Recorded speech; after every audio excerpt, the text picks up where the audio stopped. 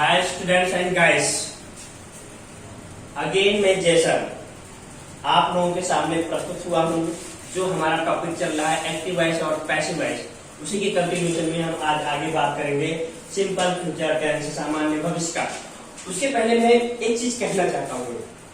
आज के टाइम में जो वर्तमान परिदृश्य है, जो सिनारियो है, जो कुछ देन है, कुछ एक कोरोना वायरस की वजह से देन है, कुछ और कुछ है, पूरे देश में अनिश्चितता का माहौल है और इसका सब पूरा क्रेडिट एक राजनीति हो जाता है। वैसे मैं थोड़ा हटके बात कर रहा हूँ। राजनीति में मुझे भी इंटरेस्ट है, मैं लोगों को राजनीति बताता हूँ। मैं आज नहीं बताना चाहता था, लेकिन मैं आज बता रहा हूँ। मैं भी एक राजनीति लोगों को जो राजनीति के फील्ड में आना चाहते हैं उनको सिखाता हूँ। मेरे हिसाब से आज के टाइम में जो चीजें हुई है, आज के टाइम में राजनीति के मायने क्या हो गए हैं कि लोग क्या कहते हैं, जो एक गलत परसेप्शन है। मैंने भी पढ़ा उसके बारे में। उसके बारे में ये कही गई है, लाइन है, सियासत इस कदर आवाम पे एहसान करती है कि सियासत इस कदर आवाम पे एहसान करती है कि पहले छीन लेती है आंखें फिर चश्मे दान करती है। तो ये जो टेंडेंसी है राजनीति के लिए, हम लोग जैसे भी चाहते हैं कि ये टेंडेंसी बदला जाए। रियल में मतलब आज के टाइम में रिलेवेंट नहीं है। राजनीति एक अलग चीज है, हम भी राजनीति जानते हैं और राजनीति लोगों को सिखाते भी है। इसलिए एक थोड़ा हटके बात किया। मुझे भी इंटरेस्ट है राजनीति में और राजनीति के जुड़े हुए लोग मेरे कांटेक्ट में हैं। हम लोगों को बताते हैं राजनीति कैसे किया जाता है। जो लोग एमपी के इलेक्शन लड़ते हैं, हम लोग के कांटेक्ट में भी रहते हैं। बाहर आने बात है राजनीति, लेकिन राजनीति आज के परिदृश्य में एक अलग है जो रिलेवेंट नहीं हो रही है। बाहर हम अपने टॉपिक पे आते हैं, जो हम अंग्रेजी सिखा रहे हैं। गुरु और शिष्य की बात किसी दूसरे दिन पे होगी, लेकिन आज हमने थोड़ा हटके बात कर दिया।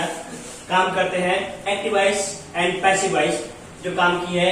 आज तीसरा सेगमेंट है एक्टिव वॉइस पैसिव वॉइस का, सिंपल फ्यूचर टेंस, सामान्य भविष्य काल।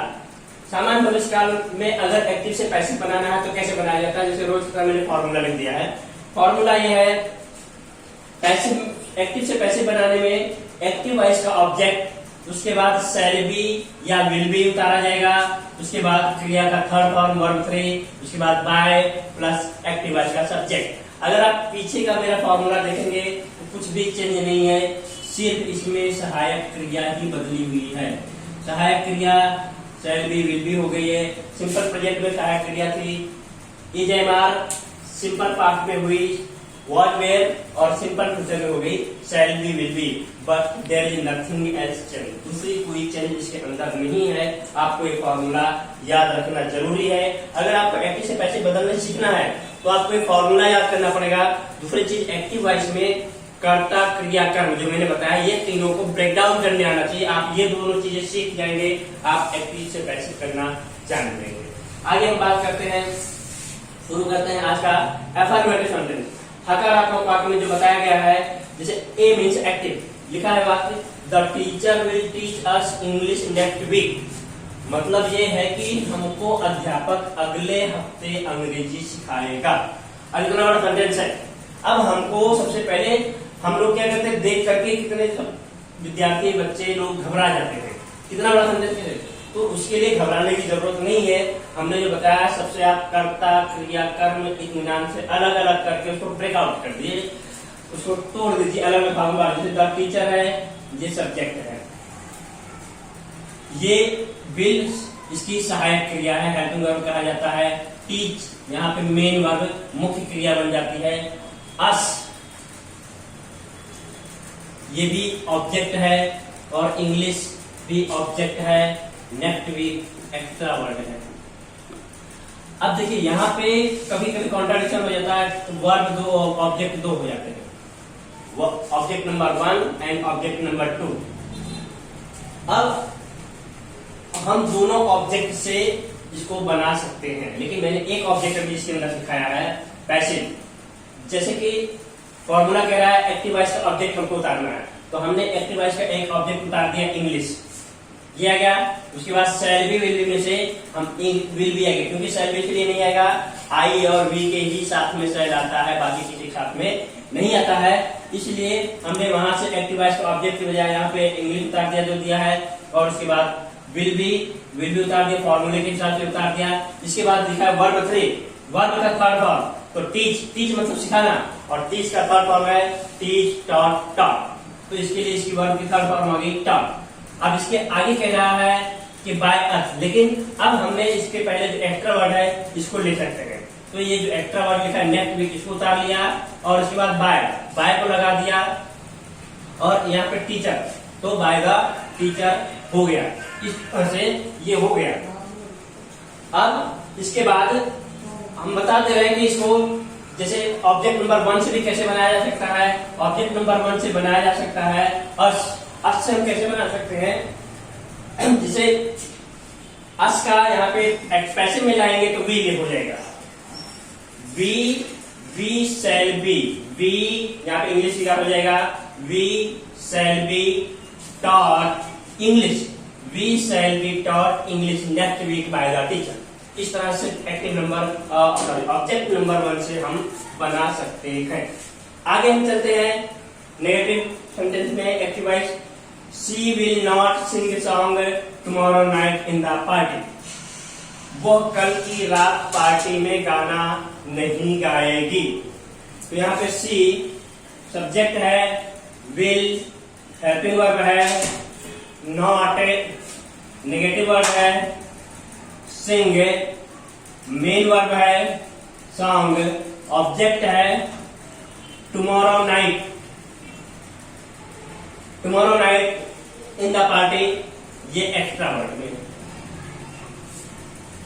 अब देखिए हमने कर्ता क्रिया कर्म अलग अलग कर लिया, अब हम नियम के हिसाब से उतारेंगे कि वैसे ऑब्जेक्ट। अब इसमें ऑब्जेक्ट जो लिखा सॉन्ग, तो इसलिए हमने यहाँ पे सॉन्ग पहले उतार दिया, सॉन्ग। इसके बाद शैल बी विल बी, इसके साथ में विल, और यहाँ पे नॉट दिया, नेगेटिव वर्ड दिया है, इसलिए विल बी और शैल बी के बीच में नॉट जोड़ दिया जाता है। तो सॉन्ग विल नॉट बी, और वर्ब का थर्ड फॉर्म संग, सिंग का थर्ड फॉर्म सिंग सैंग संग, और उसके बाद हम उतारेंगे एक्स्ट्रा वर्ड को, tomorrow night in the party, ये आ गया एक्स्ट्रा वर्ड आ गया, और इसके बाद बाय हर, सी का बाय हर, आई विल, और हम यहाँ पे एफर्मेटिव वापस बात करते हैं। एफर्मेटिव लिखा गया है इसलिए एफर्मेटिव पे ही बात करेंगे हम। अगर आपको लिखा गया है आई विल नॉट, नेगेटिव है, I will not give U a gift in the function, मैं तुम्हें फंक्शन में गिफ्ट नहीं दूंगा। अब इसमें भी हम वापस कर्ता क्रिया कर्म अलग अलग करेंगे। तो ये सब्जेक्ट है, विल हेल्पिंग वर्ब है, नॉट नेगेटिव वर्ड है, गिव मेन वर्ब है, यू ऑब्जेक्ट है, ऑब्जेक्ट नंबर 1, और a gift object number 2, in the function extra word. ये नेगेटिव इसलिए दिया है एक बार वापस, क्योंकि वहां पे दो और ऑब्जेक्ट है, लेकिन नहीं वहां पे लिखने की जगह थी, यहाँ पे बता दिया है हमने कि अगर दो ऑब्जेक्ट दिए गए हैं तो दोनों ऑब्जेक्ट से एक्टिव से पैसिव कैसे बनाया जाएगा। तो यहाँ पे ऑब्जेक्ट नंबर 1 से हम बना रहे हैं एक्टिव, यू हमने उतार दिया एक्टिव वॉइस के ऑब्जेक्ट से, यू आ गया। उसके बाद शैल बी विल बी लिखा, विल नॉट बी क्योंकि नेगेटिव है बीच में नॉट लगा दिया, यू विल नॉट बी, और गिव का थर्ड फॉर्म है given, you will not be given, और ऑब्जेक्ट नंबर 2 उतारेंगे, ए गिफ्ट उतार दिया, extra word in the function ये उतार दिया, और इसके बाद आई का बाय मी। इस तरह से ऑब्जेक्ट नंबर 1 कर्म नंबर 1 से हमने एक्टिव से पैसे बनाए। अब हम यहाँ पे कर्म नंबर 2 देखेंगे, ऑब्जेक्ट नंबर 2 ए गिफ्ट, इससे भी कैसे पैसे बनेगा। तो सबसे पहले उसको हम उतार देंगे ए गिफ्ट, उसके बाद विल नॉट बी गिवन जो दिया गया उसके हिसाब से, गिफ्ट का थर्ड फॉर्म गिवन, और जो दूसरा ऑब्जेक्ट नंबर 1 है उसको उतार दिया, extra word in the function उतार दिया, और आई का बाय मी हो जाता है। तो इस तरह से अगर कभी कभी एक्टिव वॉइस में एक साथ में दो ऑब्जेक्ट दो कर्म दिए होते हैं तो दो कर्म को किस तरह से एक्टिव से पैसिव में बदला जाएगा ये सेंटेंस बताता है। हाँ स्टूडेंट्स, हम आगे बढ़ते हैं। आगे बढ़ने से पहले चीज फिर से मैं बोल देता हूँ कि आप लोग प्लीज मेरे चैनल को लाइक और सब्सक्राइब करना नहीं भूले। आप लोगों का रिस्पॉन्स अच्छा है, आप लोगों को पसंद आ रहा है वीडियो और समझ में भी आ रहा है, लेकिन आप लोग प्लीज लाइक और सब्सक्राइब करते रहिए, जिससे आप मेरे साथ अपडेट रहिए। जो मेरे नए वीडियो आएंगे वो मिलते रहे आपको और आप हमारे साथ में आगे बढ़ते रहे, हम आपको सपोर्ट करते रहेंगे। अब हम आगे बढ़ते हैं इसमें कि सिंपल फ्यूचर टेंस में सामान्य भविष्यकाल में प्रश्नार्थ प्रश्नवाचक में कैसे सामान्य भविष्यकाल में एक्टिव से कैसे किया जाता है। तो जैसे पहले एक्टिव वॉइस क्या लिखा है, वाक्य who will give this book, यह किताब कौन देगा। अब इसमें हर बार इतना हम कर्ता क्रिया कर्म क्वेश्चन वर्ड को अलग अलग ब्रेक डाउन करेंगे। सबसे पहला हमारा काम हमको यही ही आना चाहिए। हु क्वेश्चन वर्ड है, Q means question word, will helping verb है, गिव मेन वर्ब है, दिस बुक ऑब्जेक्ट है। अब अगर हम इसको ब्रेक डाउन करेंगे, ब्रेक डाउन हो गया। ब्रेक डाउन करने के बाद जब हम पैसिव में ले जाएंगे तो मैंने जैसे पहले भी कहा है, टेबल में भी लिखा है, हु का बाय हुम हो जाता है, हु का बाय होम हो जाता है, तो इसलिए हमने हु का बाय होम लिख दिया। इसके बाद ऑब्जेक्ट हम लाते हैं, इसके हिसाब से एक्टिव वॉइस का ऑब्जेक्ट आया, दिस बुक उतार दिया हमने, और उसके बाद शैल बी विल भी तो विल भी आया। अब विल भी क्यों आया, क्योंकि दिस बुक के साथ में विल भी आएगा, जैसे मैंने पहले भी बताया है, आई और वी के साथ में ही शैल भी आता है, इसलिए विल भी आ गया। और वर्ब के थर्ड फॉर्म गिव का देखिए गिवन। अब सवाल ये होता है कि सब्जेक्ट कहाँ गया, तो जनरली ये होता है जब एक्टिव वॉइस में हु से जो सवाल बनते हैं उसमें जो है सब्जेक्ट नहीं ही रहता है, इसलिए यहाँ पे सब्जेक्ट की कोई जरूरत नहीं है। अब हम नेक्स्ट पे चलते हैं, जो हेल्पिंग वर्ब सहायक क्रिया से बना है प्रश्न एक्टिव वॉइस में, विल ही पे दिस मंथ्स ईएमआई, क्या वो इस महीने की ईएमआई भरेगा। तो ये विल जो है हम पहले ब्रेक डाउन करते हैं, अलग अलग करते हैं। विल जो है ये हेल्पिंग वर्ब है और ही सब्जेक्ट है, पे मेन वर्ब है, मेन वर्ब मतलब मुख्य क्रिया है, दिस मंथ्स ईएमआई ये ऑब्जेक्ट है। अब देखिए सवाल मैंने पहले बताया था, प्रश्न दो टाइप के बनते हैं, एक प्रश्नवाचक शब्द से बनते हैं जिसमें व्हाट है, वेयर है, व्हिच है, इसमें से प्रश्न बनते हैं। दूसरी सहायक क्रिया, जैसे उस जो टेंस में रहता है जिस सहायक उसकी सहायक क्रिया से भी प्रश्न बनाए जा सकते हैं, तो सहायक क्रिया से प्रश्न बनाया गया है।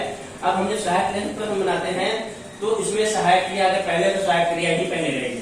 जैसे देखिए इसमें सिंपल फ्यूचर की सहायक क्रिया विल है, तो इसमें भी शायद विल भी ही लिखा गया, तो इसमें हम एक्शन वर्ब को पहले लिखेंगे विल।